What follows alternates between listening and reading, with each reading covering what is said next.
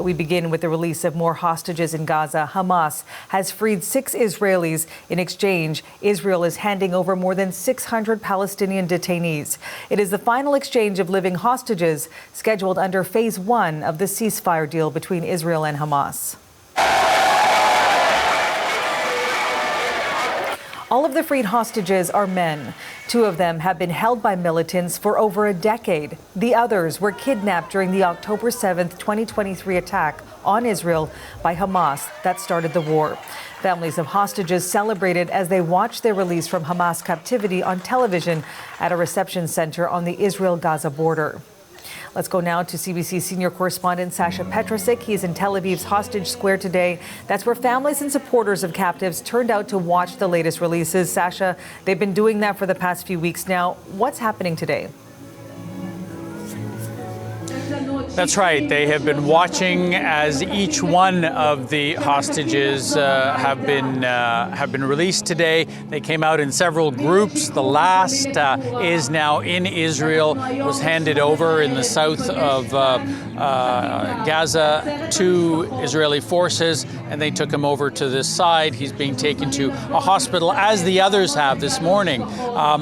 What they've been watching, what the people here have been watching, families of hostages and friends and supporters, they've been watching as video has been coming in of these hostages that were released today, meeting with their families, lots of hugging, lots of emotion here today.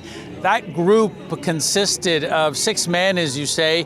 3 of the men in their 20s were kidnapped from the Nova Music Festival down in the south of Israel on October 7th, as many others were from that same place. 1 man was kidnapped from a kibbutz down in the south, Kibbutz Be'eri, near the border with Gaza.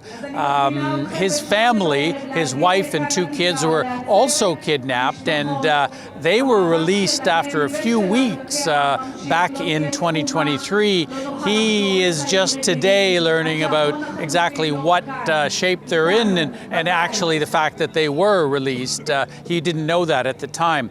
The last 2 of the 6 that were released today it's a little bit of an unusual situation. They were not kidnapped on October the 7th. They, in fact, had made their way in separately at some point 10 years ago. We're not sure exactly why, and have been held by Hamas in Gaza ever since. But they're part of this overall deal. As you say, these are the last living hostages from Gaza that we are expecting as part of this first phase of the ceasefire deal. We're waiting for a second phase, but right now there is nobody else who's scheduled to come out alive. 4 more bodies are supposed to be transferred this week. Very long, very complicated process that has taken its toll on people here. Emotional roller coaster as people have cheered every time living hostages have come out. They've gathered here for the past 5 weeks to see that every week. But also a lot of tears here, especially this week, now that they are seeing those who didn't survive come out.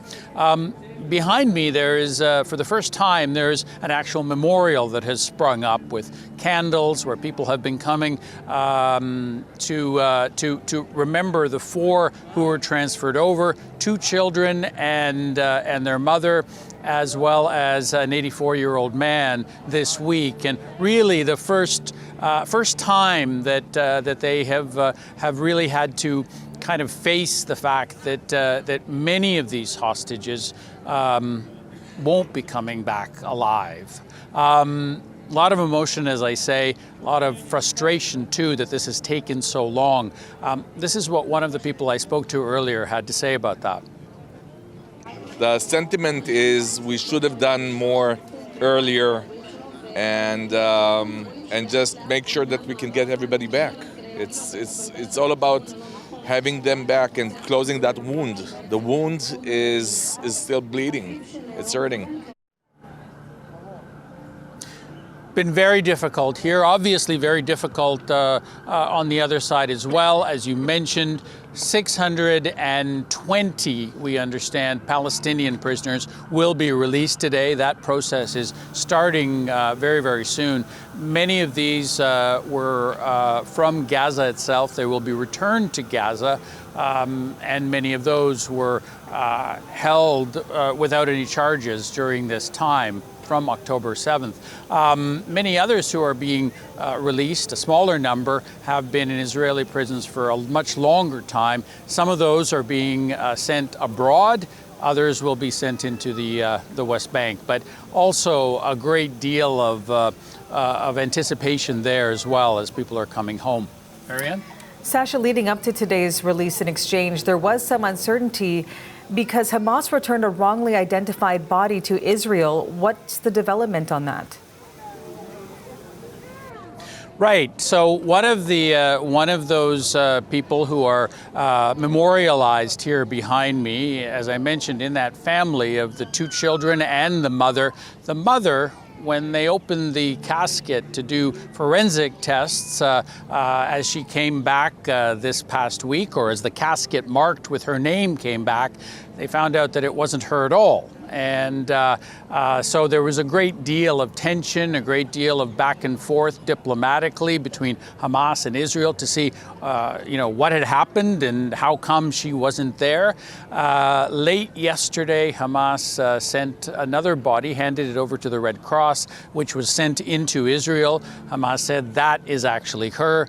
The tests were done and it was confirmed, but it just adds another layer of frustration to all of this for the families. The father of the two kids and the husband was released about 3 weeks ago. He was also held hostage, and so for him and for that family and for Israel in general, it has really been very, very frustrating and very difficult because they have they've been watching, especially this family, which became a symbol of a lot of the hostages. On the other side, of course, it's also been very, very difficult for many families and many of those who have been trying to rebuild their lives in Gaza. They are now waiting for hundreds to come home, but even so, they are also feeling this frustration and the difficulties, the emotional problem of actually recovering. Today, as the handover was happening, this is what one woman in Gaza, in southern Gaza, had to say to us. انظر من المدينة المنكوبة، المدينة المدمرة التي لا زالت جنودك فيها رغم أنفكم سيتم تسليم الأسرى اليوم من هذه المدينة. شعور غامر بالفرح، شعور لا يوصف. Now, she was talking to us, but actually her message was also aimed at Israeli Prime Minister Benjamin Netanyahu. He's been the target not only in Gaza, but also here, as a lot of people feel that this whole process should have happened a lot faster, should have been much better organized, and more hostages could have come home alive if that had been the case. Marianne? Thanks for this, Sasha. That's the CBC's Sasha Petrusik in Tel Aviv.